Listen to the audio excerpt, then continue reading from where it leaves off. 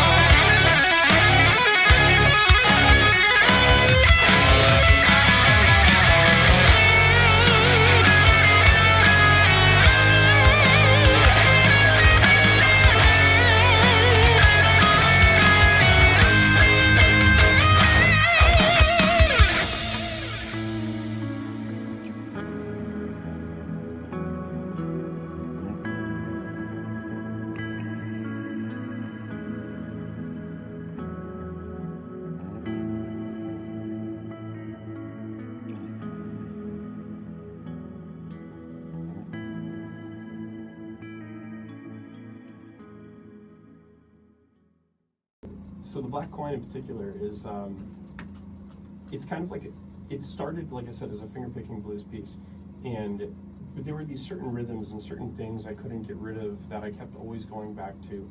And so what I ended up trying to do when I put together the 3 EPs that are coming out is I thought about how can I connect these? And this actually came from an idea a teacher of mine, John Finn, gave me, where he asked me, what's happening in the movie when this song is being played in the background? And so I started putting together like, okay, well, I need kind of a story. I need something to tie this together. In the Black Coin, these 3 individual pieces are, they share a lot of similarities, but it constantly evolves throughout all of it. And the idea behind that is there are things that we carry with ourselves, stories we tell ourselves about ourselves, stories we believe from other people that can be true or can't be true, but it's really up to us to figure out what it's going to be. So much like the rhythms that I carry with me throughout these 3 pieces. And I was personally, as a guitar player, frustrated with that I couldn't break that mold. It became something that turned into something a little bit more than that, or something different. And I use that as a launching off point, saying instead of trying to push this out and become something totally different because I'm becoming redundant, embracing the redundancy in a way. And that actually helped me create 3 different pieces that are only held together by less than 2 beats of similarity. So I think there's a big lesson in there. And of course, music teaches us everything we need to know. So that's that. So I'm really into that. I loved it. Thank you. Great. I'm so excited for the others. Oh, yeah. Me too. I'm nervous. I'm nervous. No. Me too, for myself, but it's all good. We're working it out together, right? Yep. Second episode of the show. No, this is fantastic. I just wanted to also, for anyone tuning in who wasn't on with us before, we're going to be releasing one of John's songs called Links at the end of the show. You have us here with you from 3 to 5 today, so please stay tuned. We would love to have you stick around. We're going to talk a little bit about John's experiences touring. So I know when we had talked before in like a pre-interview sort of thing, he had some really great stories, so I'm very excited for him to share those with you. Yeah. So if you want to take it over and tell us about who you toured with. I've toured with a bunch of different people, and which is super fortunate, and I'm very grateful for all of that. But the 2 of the stories that we had talked about over the phone a few weeks ago were, you were asking me like what were some of the wildest things. And there's a lot of crazy stuff that goes on. It's not like Motley Crue 1983 type things, but just the hijinks that shows up. What's it, Murphy's Law, where if something's going to go wrong, it's going to go wrong. Like if you think about it, it's going to happen. And but one of them that was actually really cool was when we were talking about the Wild Bill story, and we were playing this Outlaw festival up in Deadwood, South Dakota. Famous show, and turns out when we get there, we're playing the actual bar that Wild Bill was shot and killed in, which we were like, oh, that's kind of crazy. All right, I didn't know that bar even still existed, like a saloon type situation. Then it gets even crazier. We walk in, we're loading up the gear, and the venue manager, he's like, oh, right there on the wall, like, above the doorway is the chair he was shot and killed in. And we were like, that's kind of morbid. But it gets even crazier, where he's like, that's the holster he was wearing. There's the hand of cards he had, which of course the famous, hand of death, right? Where it's 2 aces and 3 eights on there. I'm like, this is so morbid and haunted right off the rip. Like this is creepy. And the whole time we're playing from the stage, you're looking towards the end of the venue, and they have a spotlight just on this chair the entire time we're playing our entire show. And we were there for several nights in a row because of the way these festivals tend to go. And man, to make it even crazier, the band house they had us in was next to Mount Moriah Cemetery, which is up on the mountains in Deadwood. Deadwood is like a city in the middle of this huge valley where these mountains are massive. They're way bigger than anything we have out here in New England. And we're way up the mountain. We're like, oh, if you're bored, go walk over to the cemetery. So we walk over. They have his grave right next to Calamity Jane, which was cool, and another guy named Potato Creek Johnny, which I don't know anything about Potato Creek Johnny. I think we have to find out. I think we got to do some research. I should have done some next time. It's been years, and I should have done some research on this guy. Hopefully, he wasn't too bad of a dude. But the craziest thing is, Wild Bill didn't like Calamity Jane, and so to play a joke on him, they buried her next to him, which is bonkers. And then we were sitting there, the whole band, the whole crew, all of us were just like, okay, so this happened in like, you know, the late 1800s. They had to bring this guy from the center of this city, his body all the way up this mountain, either by horse or by simply carrying it. Yikes.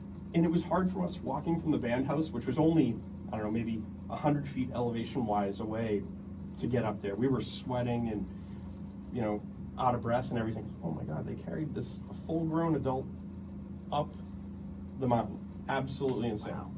That's so crazy. that was wild. And there's a lot of, in that whole scene, in the whole outlaw world, one of the coolest things about it is like the juxtaposition of like a good guy or a bad guy. Was Wild Bill a good guy or a bad guy? Well, he was a bounty hunter, so he was, you know, going after bad guys, but he was doing bad things while he was going after bad guys. So what's good, what's bad, and how do you define that, right? And that's kind of the whole thing I've always been intrigued about with the outlaw scene, and particularly with the couple of tracks that we had picked with the Johnny Cash and the David Allan Coe thing. Mm-hmm. Johnny Cash, more than any artist potentially ever, I'll use a pun here, he walks the line of what is good and what is bad, and embracing both of that and realizing that there's no such thing as a perfect human. Well, there was one, but that person's not with us. So how do we move forward going with that and accepting the duality of good and bad simultaneously, where you know you're going to continue to make mistakes, but you're trying not trying to hate yourself for the mistakes you make, trying not to make them. It's this huge ball, and it's so complex, and it can only be described in music, which is why Johnny Cash is one of the greatest of all time. So hopefully, I mean, you know, hopefully that this track does the trick here. Yeah, we're gonna move right into Johnny Cash, and then we'll go right into David Allan Coe. And just to also let you know, the majority of the playlist for today was chosen by John, with the exception of a couple at the beginning and a couple at the end. We picked some Ronnie Earl right to bring us in after the Outlaw Country, and Ronnie's wife, Dr. Horvath, was my high school science teacher, and crazy story, you know. She had a Guitar World magazine, or maybe it was Guitar Player, I don't remember exactly which, on her desk, and I had one in my backpack. So I was like, oh, hey, Dr. Horvath, like, you play guitar? And she's like, oh no, my husband does. Oh, cool, you know, so you pick it up for him? No, he's on the cover. And I was like, you gotta be kidding me. So I go into my backpack, I take out my copy, I give it to her, and I was like, can you have him sign it? And then, you know, down the road, she's like, why don't you come over to the house for a lesson? And I'll never forget it as long as I live. I walk in, I'm terrified, right? Like, I'm gonna sit next to a blues legend. I'm 14, 15 years old, like, I don't know anything. I know nothing about guitar. What am I doing next to this guy? And I come in and I'm like, so I'm working on it, and I go on this huge, like, 10-minute thing, and then he stops and he's like, John, how are you doing?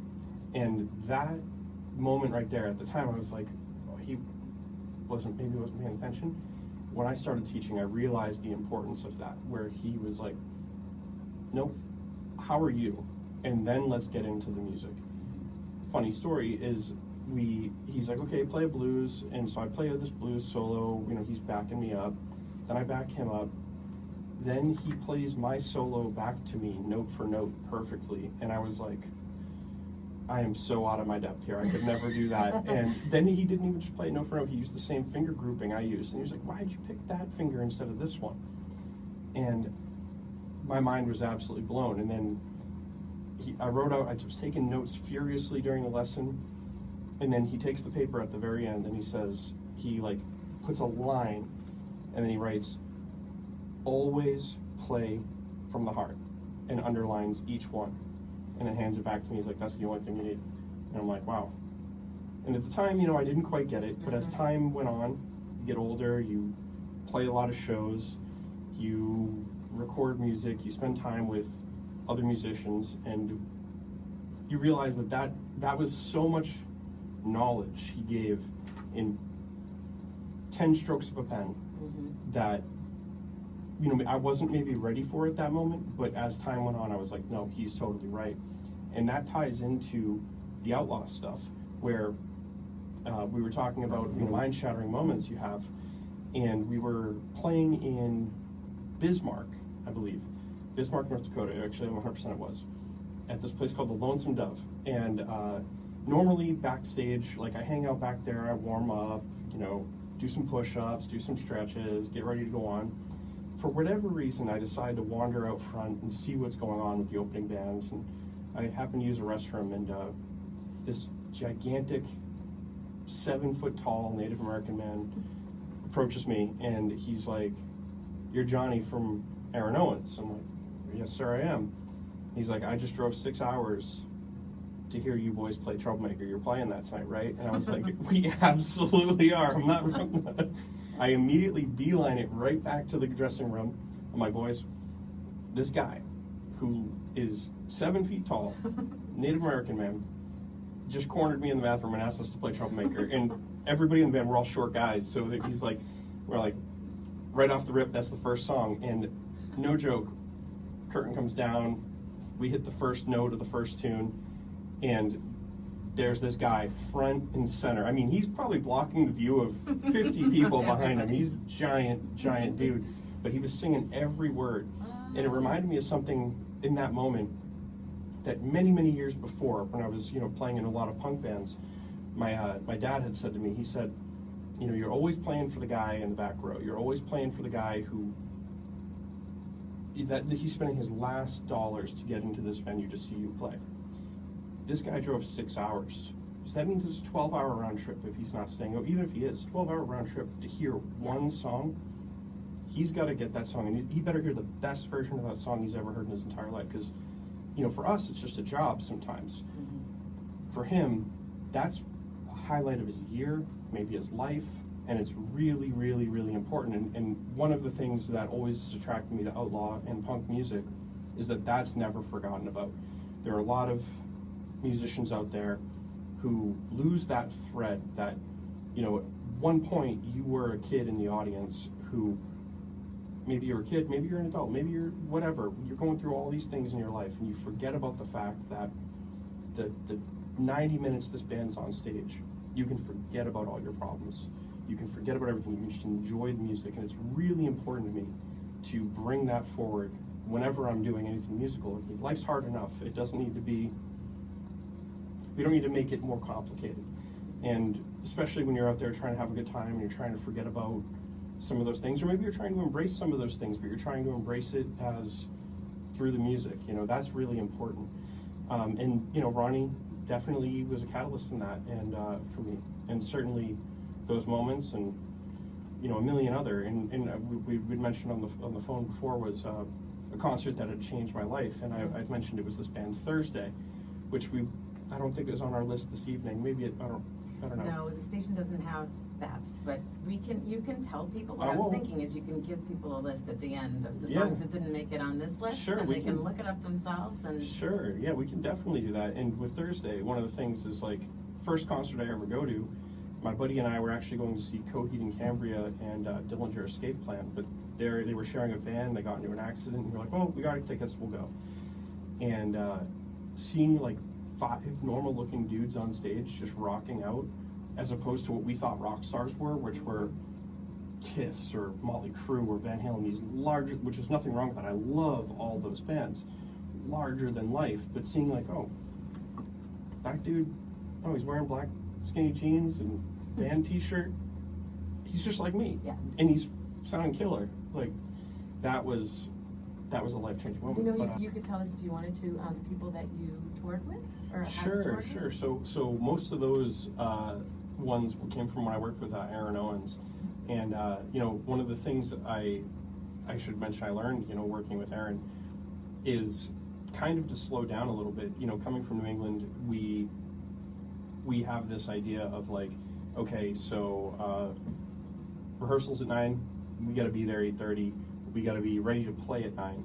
And you know, after the break, I can get into how I got hired, but I'll never forget, after the first couple of shows, he's like, all right, guys, we have rehearsal at 9 a.m. tomorrow.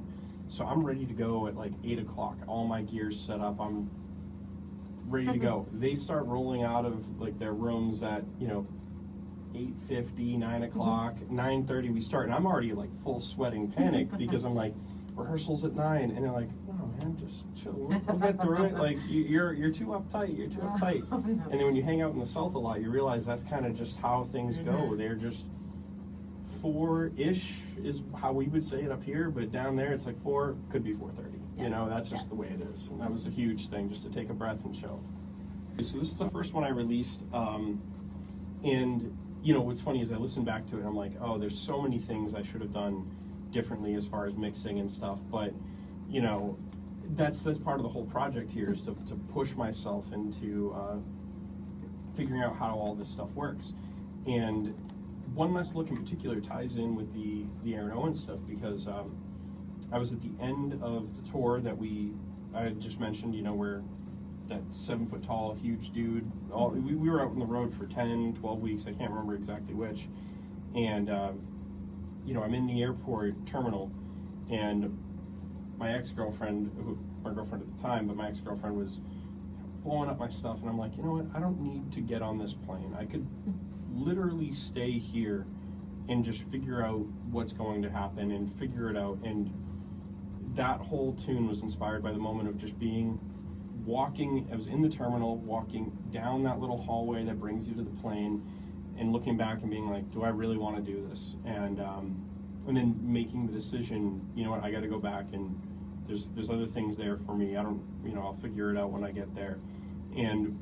But then also the lingering feeling of what would have happened if I had just stayed. And then as I started recording it, I started realizing the title One Last Look wasn't necessarily about that last look, but when the last time you see somebody, whether it's at their wake and they're in the casket, or it's the end of a relationship, you no longer are seeing the person that you knew.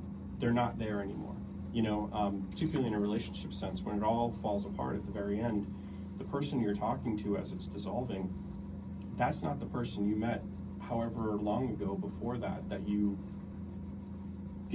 got attached to. And that you realize that last look you had of that actual person was a long time before the last moment you physically saw that person for the last time. And that's something that I keep thinking about is, like I said, back to the wake analogy, that we've all been to wakes, and that's not the person you knew. You knew that. We all know that.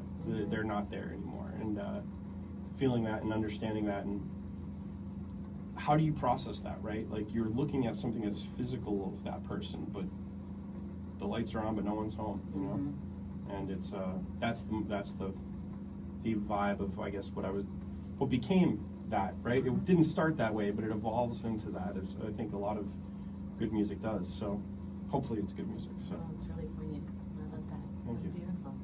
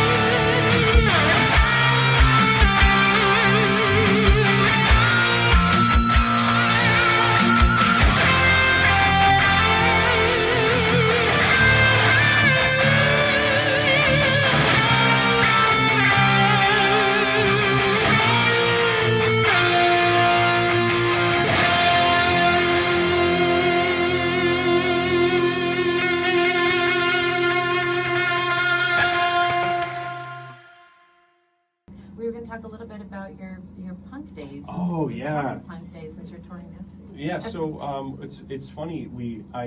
In the process of all of this stuff back in the day, back in the day, like 10 years ago, I joined this band Energy, and I've always been a fan of Energy.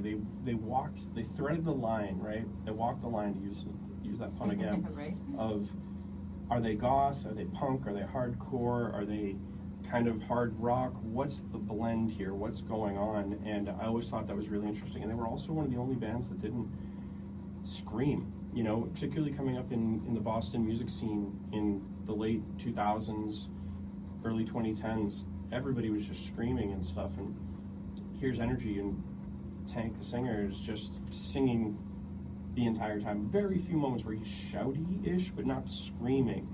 And I was like, oh wow, that's really different compared to what everyone else is doing. Tank happens to be a great singer, so it worked out awesome.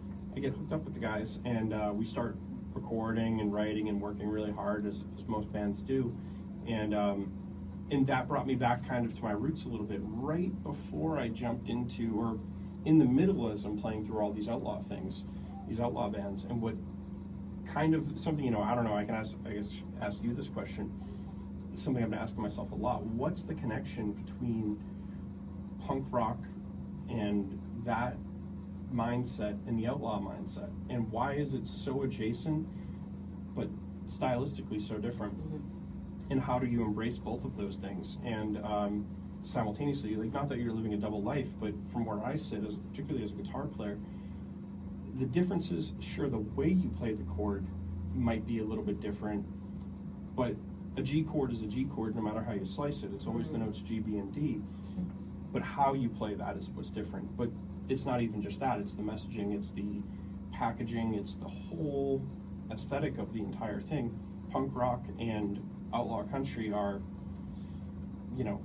in my mind, I feel like they're basically almost the same thing in a lot of ways, and I really don't know how to pinpoint that or why that's the case. And then when I talk to my punk rock friends, they're like, oh yeah, they like, the only country they listen to is the Outlaw stuff. I talk to my Outlaw friends, the only rock music they listen to, they like, MCR, we're about to listen to, or Green Day, or the Ramones, and it's like, somebody needs to do a doctorate thesis on why these two genres run parallel to each other but never quite meet in the middle. I guess the closest you get is this band Social Distortion, which we haven't put on our list today, but that's probably the closest. But why? And that's an interesting thing I always keep coming back to. Why do I feel comfortable in both of those scenes, yet if you were to look at a picture of an Outlaw band and a punk rock band, you'd think they have nothing to do with each other. But for me, it's just like putting on a new pair of shoes. That's all it is, Yeah. So, but I guess this brings us to My Chemical Romance. Yeah. And I'll give you a little story about this. My brother and I, Nick, he's the man. He's a great musician. All my brothers are amazing musicians. But Nick, great bass player, great guitar player, great singer, great songwriter. Cool dude. Oh, and he's a brand new father as of last week, so I'm an uncle, which is amazing. We go back in the day. We go to this concert called Taste of Chaos at the Lowell Songus Arena, and we're there to see Killswitch Engage. And some of the opening bands are like Census Fail, and The Used is headlining, and we're like, okay, we'll watch Killswitch and we'll hit the dusty trail. Okay, we'll stick around for My Chemical Romance. And I'll never forget, Nick and I, we were on the floor for Killswitch. We get up on the sides and we're like, these guys are ridiculously good. This isn't just, and this is before the Black Parade, so I picked the tune before that album. But we were just sitting there looking at each other, just these guys are such great musicians. They're about to blow up and be something huge. We didn't even expect it. Then they dropped Welcome to the Black Parade, which put them so far over the top that it's unbelievable. I mean, they sold out Fenway 2 nights last year or something like that. Yeah. That album came out almost 20 years ago, and they're still selling out arenas, stadiums, in fact, because that album is that good. So, I'll let you take it away with this one. So we are still talking with John. We have some more stories from him. One of the first things that we had talked about before was when I met with him before over the phone and had a little pre-interview, was a song that he wished he'd written. So he's going to talk about that a little bit for a moment. So I always thought Nothing Compares to You would be one of the songs I wish I'd written. Now, the funny thing about this is that it became popular by Sinead O'Connor. However, Prince wrote it originally. And I believe it was scheduled for the Purple Rain album, but it didn't fit with what he had going on it for, I'm sure a million different reasons. When you're talking about Prince, you're talking about very high concept individual, where everything needs to fit the mold of what he's trying to craft. And, talk about his guitar playing, talk about his songwriting, his singing, his musicianship, his, dancing, just the whole overall vibe, that he brought to music was so drastically different and truly, like, you can't put it in a box. When you think he's doing funk, the next song's a rock song. When you think he's doing, a rock thing, the next one's a slow, pretty, beautiful ballad. It's just, you don't know what you're going to get. And even when you've listened to as much Prince as I have, and certainly, my family has, it's still can be unpredictable from time to time. And one of the things about it is truly, a lot of artists say they try to write music to unite everybody under the music umbrella and just enjoy the music and enjoy the time. But, for my mom's birthday this year, we brought her to a Prince tribute band in the area, which I should shout out. This band, Nice. Love Sexy, I believe they're called. Okay. Incredible. And at one moment in the show, I stepped back and I'm looking around, I'm like, this couldn't be a more diverse crowd, because Prince actually achieved the mission he applied himself to, which was, I'm just going to make great music that everybody likes, which I think a lot of artists want to do, but you find your own little pocket and you sit inside of it, and there's nothing wrong with that. But Prince was able to do that. I mean, you're looking around and it's younger people than me, older people than me, all different ethnicities, all different everything you could imagine underneath the sun, and everyone's just enjoying the music and having fun and dancing and singing along. That's incredible, and that's something very, very, very few artists are able to do. In the case of Nothing Compares to You, he actually wrote this about his gardener that had quit on him. I'm sure he was difficult to work with or something like that. I don't really know the full story, but when you know that and you hear it, it sounds different, because when you first hear it, it sounds like his girlfriend left him or something like that. And so I always thought that was so incredible. He's so in the zone that he turned the gardener being like, I quit, into like the most heartbreaking song of all time. That's just incredible to me. And how do you do that? So this is a song, maybe it's not his biggest song, maybe it's not his most popular tune, but man, I wish I could be a songwriter at that level, where you can turn something that maybe most people would just think is another no big deal type situation, get another gardener, into my life will never be the same again, which is so... It's not the gardener. Yeah. That's crazy. It's unbelievable. So I'll let you take it away, but this is just incredible. So now that you know it's about a gardener, right. hear it, but also hear it for what it really means to you, too. And that's what it's all about. Music isn't supposed to be about what the artist means. I forget who said it, but I'm not telling you about me, I'm telling you about you when they're writing songs. So take it for what it is. That's all right. And we are back with John. Here we go. So I'm mildly nervous to release this. No. What's a bummer with this tune is I recorded it originally at 88 beats per minute, and then it wasn't fitting right. And so inside of the recording software, I slowed it down to 77 beats per minute, and I was like, that's the tempo. But because I slowed it down digitally, the guitar was sustaining so much more, which added to this glorious effect that I thought that it was. And so I spent a ton of time trying to replicate that without making the guitar too distorted and all these other things. So the composition process on this tune was very quick. The recording process on this tune, unlike the other ones, was tedious to say the least. I mean, it was probably, it was several weeks of just going back and trying to do it again and again and again.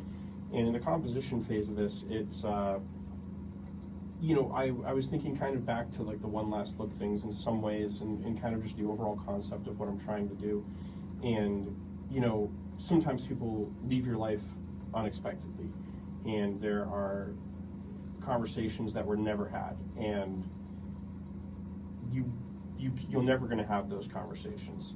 So in that process of thinking about it, where I had this little melody, I had this little chord progression, I was like, okay, well, how do I make that sound like that? So intentionally I went through, and even though I had, in the demo version that I had sent you, it was all on one guitar, I was like, that's not giving me the effect that I'm looking for. So I went through and actually did something I've never have done before, where I parsed out the guitar part into several different takes, if you will, different tracks, and panned them left, right, center in different areas, so it sounds like a conversation. So the guitars they are in moments together, and then in other moments far away from each other, and then back together, and then far away from each other.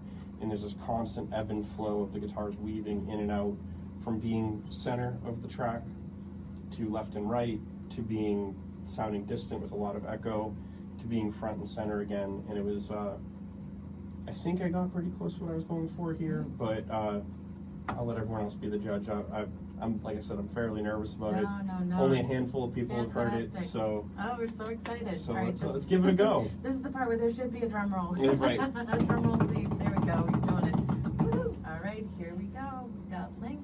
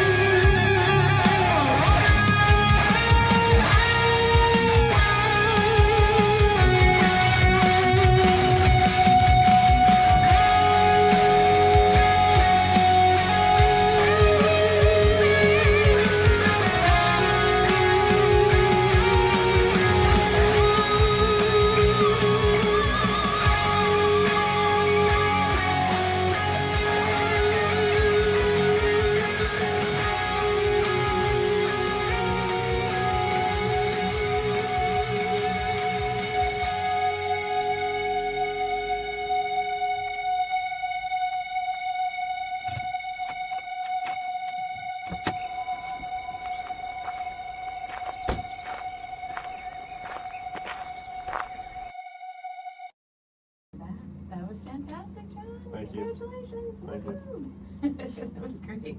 I know it's hard to throw yourself out there. I know, I get it, but it was fantastic. Thank you. I'm so happy you were here. I can hear the crowds cheering. So we are back on WLPZ 95.1 FM, and we have one more really cool story. This one's a more personal one. This one involves my family as well. So John actually was my daughter's guitar teacher at Center Music House. That's right. In Framingham That's for right. a number of years.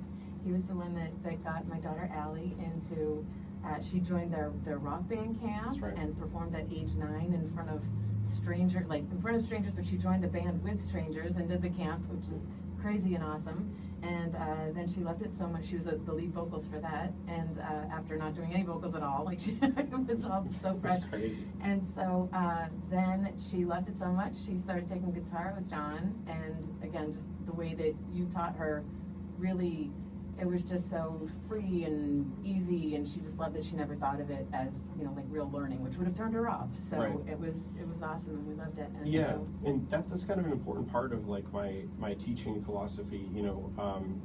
When I first started playing, I worked in these method books, and there's nothing wrong with the method books, and those guys were geniuses that created them.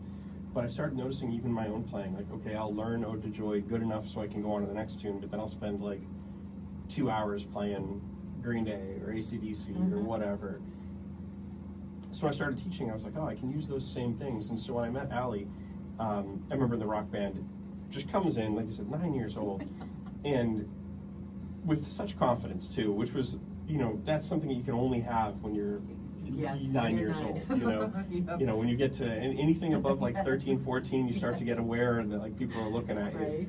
And she just totally rocked it out. And so when she started studying with me, an unfortunate thing had happened. A really close friend of mine, I played in a band with. The name of the band was Authentic Counterfeit. We were like a rap band in a way, but it was highly improvisational. Like we would have a basic form for a tune, and then it would be almost jazz in a way, but rock elements, everything. And it was just this big mix of guys that were just friends. Like we didn't really have much in common other than the fact that we were friends, and just blending our styles, our individual styles, to create this sound. And we had a really great following in Boston, and we played all these great shows. And the bass player was this kid from Falmouth, Brian Sandlin, and amazing bass player.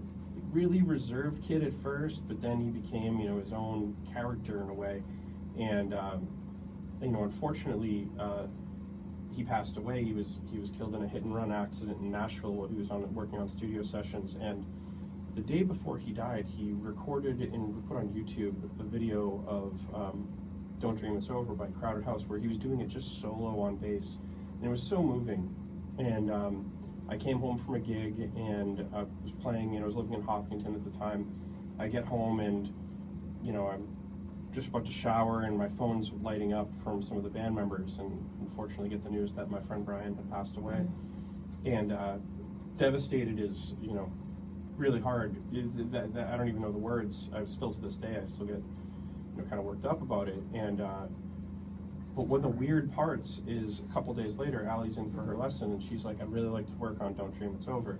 And I'm not trying to get all like spooky or spiritual or anything like that, but there have been so many times where this song has popped up in my life where, one time I'm coming home from a gig, the song comes on the radio, I go through this big patch of fog, so I slow down, and right on the other side of fog it's a family of deer. And so it's like, this is weird. I don't know if I actually believe that, Brian sent me a message, but it almost kind of feels like it. And so, when Allie brought that in, I was like, what, I got to get right back to work and not worry about that. We'll handle that at another time. And I'm talking that might have happened on a Friday or Saturday night. Allie's lesson was Tuesdays, I believe. And was it Tuesdays? And so it was like just a few days after, and it was like, okay, here we go, let's get back to work, let's get in the zone here. And that was incredible. So I'd like to play this now, for Brian Sandlin, of course, but of course for our mutual connection and how important music is for all of us. And but yeah, for Brian Sandlin here. Absolutely. whenever you're ready, give it a go. I'm actually going to jump in and say one more thing. Sure. That so Center Music had an open mic at B Sisters Cafe back in the day. Yes. And it was Allie's first open mic she'd ever gone to, and you were she was very nervous, excited but nervous, and you were kind enough to go up on the stage with her and accompany her, and she played that song. Yeah. And so it's always been like, this huge memorable thing for us. And also back then, it was before it was popular. Yeah. Like now I think it's on TikTok or whatever, like it's Yeah. had a resurgence, but back then it was not popular, and her dad had made her this awesome bedtime mix, and so that's how she knew the song. And so and that's the thing is it comes in cycles, right? But like at the same time, I remember that B Sisters open mic, and the funny thing is I see it all the time.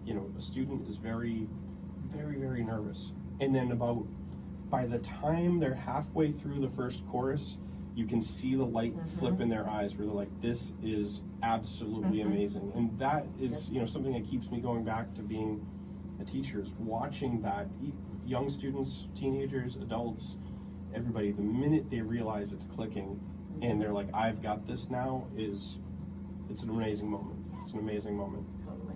And she's still going. I know, it's incredible. Years later. Yeah. It's incredible to see, what she's doing. And it makes me really happy and proud, because I had a small part in that, to inspire the next generation, which is the job of a musician. You have to teach the next people. You have to inspire the next people.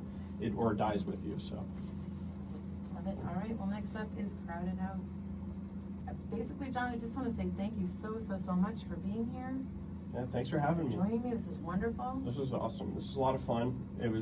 It's super cool to get to, hang out and talk music and talk about all these different types of things. So, and of course to play the new song. And if anybody out there listening wants to hear more stuff or catch the full EP, which will be out on May 15th, you can find me on Instagram, and I'll spell it for you. It's the letter J, Paolilli, or you can find me on Spotify, Amazon, YouTube, any streaming service, and it's John, and then the last name is Paolilli. You can look that up anywhere, and you'll find all this music that we played today, some more stuff, some cool, videos of me playing for different artists all over the country, and shredding and tearing it up, and then some cool stuff too. So anything that you're into, guitar-wise, music-wise, hopefully you can find it there, and I'd love to reach out, have you guys reach out and talk with you guys and see what's going on. Awesome. It has been such a pleasure. Look forward to having you back. Yeah, I can't wait. Absolutely. Thank you so much for listening to I Can't Keep This to Myself. That's it for this episode. If you're looking for John, you can find him on Instagram at JPaolilli. He's also on Spotify, YouTube, Amazon, and other streaming services under the name John, John Paolilli.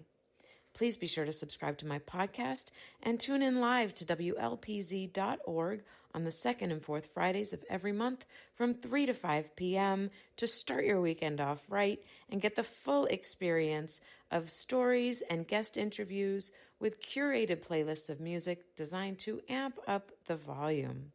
You can also find me on ICan'tKeepThisToMyself.com and Instagram, Facebook, and YouTube. It's stories worth telling, music worth blasting, because when the stories are this good, you can't keep them to yourself.